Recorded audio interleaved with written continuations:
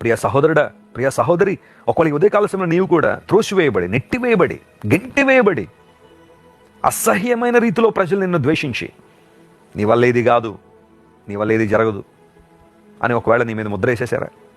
ఆ పెయిన్ ఎలా ఉంటుందో దేవుని లేఖనాల్లో యోసేపు చరిత్రను చదివితే మనకు అర్థమవుతుంది.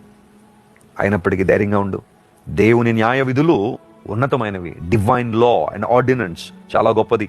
ఆయన ఖచ్చితంగా నీకు మేలు చేస్తారు. ఆయన నీ తల ఎత్తువాడు, ఆయన నీకు ఘనతనిచ్చేవాడు. యెహోవా కృపయు మరియు ఘనతయు అనుగ్రహిస్తాడని లేఖనాల్లో రాయబడింది. నీ న్యాయ విధులు బట్టి ఇప్పుడు మేము సంతోషిస్తున్నాం. యూదా కుమార్తెలు ఆనందిస్తున్నారు. దేవుని యొక్క ఆజ్ఞలలో, దేవుని యొక్క వాక్యంలో, ఆయన నిర్ణయాలను బట్టి మనం ఆనందించే వారంగా ఉన్నామా? ఎప్పుడూ కృంగిపోవద్దు.